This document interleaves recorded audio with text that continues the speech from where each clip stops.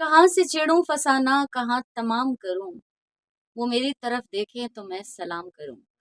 السلام علیکم، میں بس نازش منیر آفیشیل کے ساتھ حاضر ہو گئی ہوں ایک چھوٹے سے ویلاگ کے ساتھ، لیکن بڑا ہی مزیدار ویلاگ ہے، آپ یقیناً انجوائے کریں گے۔ آج کے ویلاگ میں ہم احوال بیان کریں گے کل کے جلسے کا، میاں محمد نواز شریف کے خطاب کا، اور اس کے حوالے سے چند باتوں کا ذکر کریں گے کہ کس طرح سے وہ جلسہ کامیاب رہا، ناکام رہا، اس میں کیا کمیاں تھیں، کیا اس کی تیاریاں تھیں۔ اس حوالے سے ہم ذرا تھوڑی ڈسکشن کر لیتے ہیں۔ تو سب سے پہلے میں نے شعر اس لیے پڑھا کیونکہ کل سے یہ شعر جو ہے وہ گردش کر رہا ہے ذہن میں، کیونکہ میں نے سنا تو مجھے بہت اچھا لگا۔ تھوڑا شعروں کے اوپر جو ہے نا، میں اشعار کے اوپر میں توجہ اس لیے کرتی ہوں کہ مجھے شاعری کا سے تھوڑا بہت شغف ہے۔ اچھا جی، بات کر لیتے ہیں کہ جلسے کی تیاریاں کہاں سے شروع ہو رہی ہیں۔ جلسے کی تیاریاں ایک سکول کے اندر سے شروع ہو رہی ہیں، جہاں پہ بچوں کو سٹیکر دیے جا رہے ہیں کہ وہ پانی کی بوتلوں کو لیبل کر رہے ہیں۔ میاں محمد نواز شریف کی تصویر ہے اور وہ بچے جو ہیں وہ سٹیکر لگا رہے ہیں ان کے اوپر۔ ان کی پڑھائی کا حرج ہوتا رہے کوئی ایشو نہیں ہے جناب، سٹیکر بننے چاہیے اور بوتلوں کے اوپر میاں محمد نواز شریف کی تصویر لگنی چاہیے بس۔ تو وہ میں آپ کو یہاں پہ چھوٹا سا کلپ ہے وہ بھی شیئر کر دوں گی۔ اس کے علاوہ اگر بات کی جائے تو کتنے لوگ آنے چاہیے تھے، کتنے لوگ آئے، وہ بھی بات کر لیتے ہیں۔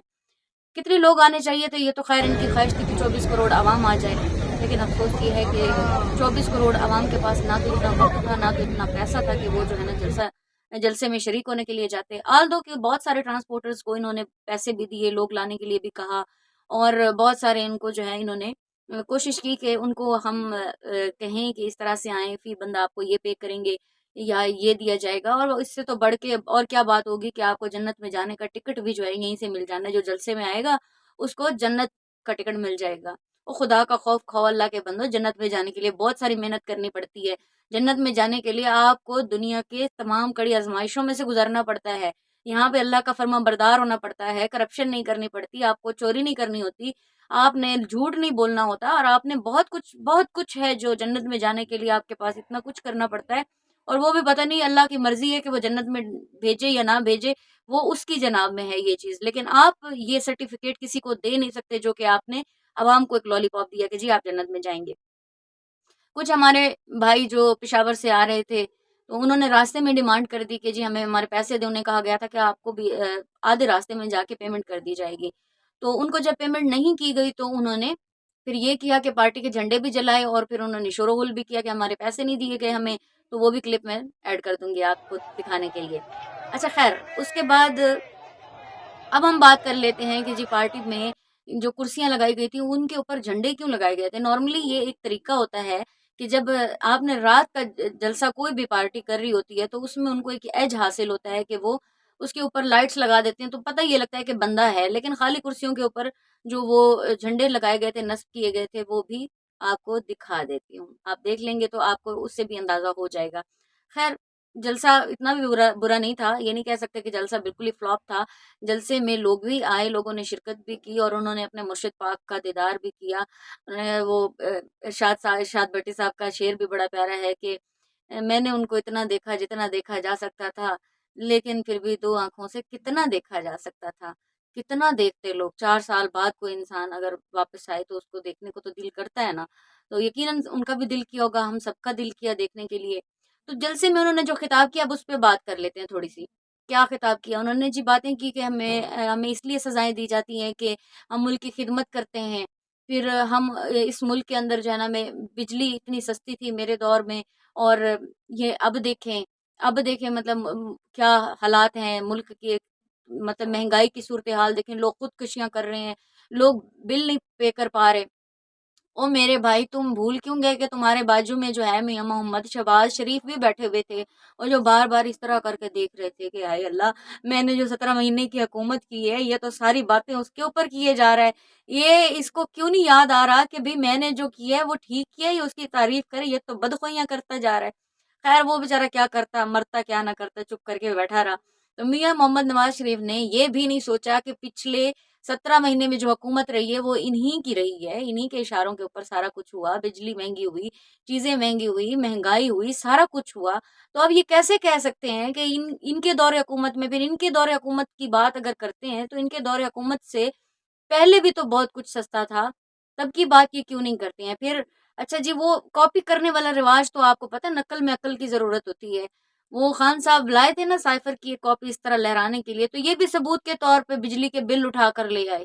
10 جی یار، حد ہوتی ہے کچھ تو. مطلب آپ اتنا تو فرق رکھیں اپنے سیاسی حریف میں اور خود میں کہ آپ کو ان کی جیسی نقل نہ کرنی پڑے. بہرحال میاں صاحب نے کوشش بھرپور انداز میں کی ہے کہ وہ اپنے اس جلسے کو کامیاب کریں، لیکن دکھ اس بات کا ہے کہ میاں صاحب یہ کہتے ہیں کہ جی میں نہیں آ سکا، میری والدہ کا انتقال ہوا، میری بیوی کا انتقال ہوا اور میں باہر رہا، مجھے دکھ ہے ان ساری باتوں کا، یہ زخم کبھی نہیں بھریں گے. تو بھائی تم کیوں نہیں آئے؟ تمہیں کس نے روک رکھا تھا؟ تمہیں کسی نے نہیں روکا تھا، تم خود گئے تھے یہاں سے ڈیل کر کے. تمہارے پلیٹلیٹس گر رہے تھے، جب پلیٹلیٹس تمہارے ریکور ہو گئے تھے اور جب تمہیں پتا تھا کہ انتقال ہو چکا ہے، تب تم آ جاتے، بے جنازہ پڑھ لیتے. کسی کے اوپر احسان تھا؟ تمہیں عوام نے روکا ہوا تھا؟ بلکہ ہمارے دل میں تمہاری جگہ بن جاتی ہے. اللہ کے بندے تم آتے تو صحیح، تم آتے تو صحیح، تم تو آئے ہی نہیں. جب دل کرتا ہے آپ چلے جاتے ہیں این آر او لے کے، اور جب آپ کا دل کرتا ہے آپ واپس آ جاتے ہیں مسلط ہونے کے لیے.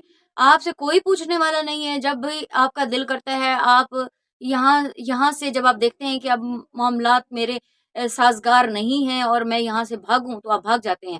اچھا جی، مجھے یاد آ رہا ہے کہ یہ بھول کیوں رہے ہیں کہ جی ان سے پہلے، جو ان کی گورنمنٹ سے پہلے، میاں محمد نواز شریف کی گورنمنٹ سے پہلے جو ان کے پی ڈی ایم والے تھے جن کے خلاف یہ باتیں کر رہے تھے، تو وہ بھی ان کے اتحادی تھے.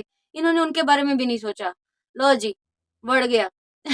اب مجھے یہ بتائیں کہ یہ انہوں نے کیا اس وقت تقریر کی؟ انہوں نے اپنی باتوں میں ہی ان کا جو توازن تھا، اور پھر وہی پرچی والا سسٹم تھا، لکھی لکھائی باتیں تھی جناب، یہ پڑھ رہے تھے اور انہوں نے پڑھی، کوشش بھی کی کہ عوام کو انگیج رکھیں، اور پھر انہوں نے کسی کا نام بھی نہیں لیا. عمران خان کا نام انہوں نے ایک دفعہ لیا اور پھر ساتھ ہی کہتے ہیں اخلاقی طور پہ مجھے تو اچھا ہی نہیں لگ رہا میں اس کا نام لوں، جبکہ یہ ان کو بتا دیا گیا کہ ان کا نام لینے پہ پابندی ہے.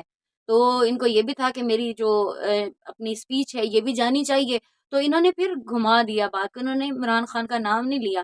اچھا، پھر ان کا تو نام نہیں لیا، تمہیں جو سزائیں دی گئی، تمہیں تمہارے ساتھ جو زیادتیاں کی گئی ہیں، تم کیوں نہیں لیتے ان کا نام؟ لو نا نام ان کا، بتاؤ ہمیں تمہارے ساتھ کس نے زیادتی کی ہے. عوام تمہارے ساتھ کھڑے ہونے کے لیے تیار ہے. اگر تم اس ملک کی بھلائی کے لیے آئے ہو تو تم ہمیں بتاؤ کہ تمہارے ساتھ کس نے زیادتی کی، اس ملک کے ساتھ کس نے زیادتی کی، کس نے تو جو ہے نا تمہیں تکلیف پہنچائی. تم ان اداروں کے نام لو، ان لوگوں کے نام لو، ان اگر تم سمجھتے ہو کہ ججز نے تمہارے خلاف فیصلے سنائے ان کے نام لو. کیوں نہیں لیتے ہو بھائی بزدل؟ کیوں نہیں نام لیتے ہو؟ نام لیتے ہوئے زبان لڑکھڑاتی ہے یا کہاں پہ ٹانگ جاتی ہیں؟ اس لیے نام نہیں لے رہے کیونکہ اب انہوں نے بہت ہی اچھا سا سیف جو ہے نا وہ کھیلنا ہے. اب انہوں نے یہ کرنا ہے کہ جو کام شہباز شریف صاحب کرتے تھے، اب انہوں نے کہا ہے کہ چلو یار حکومت چاہیے، جو مرضی کرنا پڑے میں کر لوں گا، میں کسی کا نام نہیں لوں گا، لیکن یہ کہ مجھے حکومت چاہیے. حکومت چاہیے آپ کو، ضرور آپ حکومت لیں، لیکن اس سے پہلے یہ ہے کہ آپ مجھے یہ بتائیں کہ، بلکہ میرا یہ سوال اسٹیٹ سے بھی ہے، مجھے بتائیے کہ یہ بندہ اس وقت پاکستان کا کوئی عہدیدار نہیں ہے، اس کو پولیس کی گاڑیاں اور اس کو یہ جہاز اور اس کو یہ پروٹوکول کس سینس میں دیا گیا؟ کس لیے پولیس افسر نے جا کے اس کو سیلیوٹ مارا؟ واٹ از دس؟ یہ کیا طریقہ ہے؟ ایک ایسے ایک پولیٹیکل بندے کو جا کے وہ سیلیوٹ مار رہے ہیں اور اس طرح سے. اور آپ کو ایک مزے کی بات بتاؤں، انہوں نے کوئی بھی چینلز کو جو ہے نا انویٹیشن نہیں دیا، آنے نہیں دیا. یہ جتنا بھی سٹف چلتا رہا ہے نا ٹی وی کے اوپر، انہوں نے صرف اپنی کوریج خود کر کے ٹی وی والوں کو پرووائڈ کی ہے. جہاں جہاں سے ان کا دل کی ہے وہاں سے انہوں نے دکھایا ہے، اور جس طرح سے انہوں نے اپنے آپ کو پیش کرنا تھا اسی طرح سے پلانٹڈ انہوں نے پیش کیا ہے. تو اطلاعات کے مطابق اگر دیکھا جائے تو ان کے جو جلسے کی پیک تھی وہ 75,000 سے قریباً 1 لاکھ تک کے لوگوں کی ہوگی، میکسیمم اتنے لوگ تھے. تو اب اتنے لوگوں میں کہیں وہ لوگ بھی تھے جو ویسے ہی مزہ لینے آئے ہوئے تھے، کچھ ایسے لوگ بھی تھے جو ان کے کارکن تھے.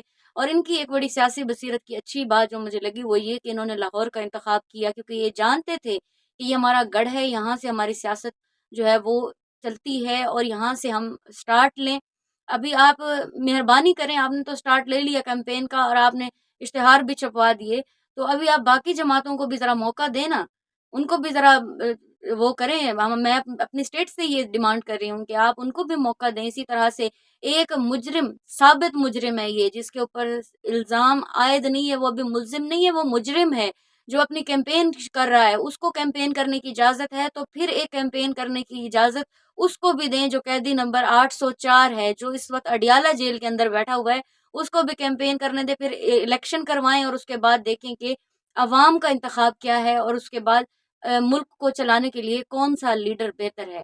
نہیں تو ضرورت نہیں ہے اس طرح سے کسی کو بھی جو ہے وہ فیور دینے کی. یہ فیوریٹزم ختم ہو جانا چاہیے ملک کے اندر، اور اس فیوریٹزم کے ختم ہونے سے ہی مجھے امید ہے کہ کہیں نہ کہیں پہ عوام کا کچھ بھلا ہوگا.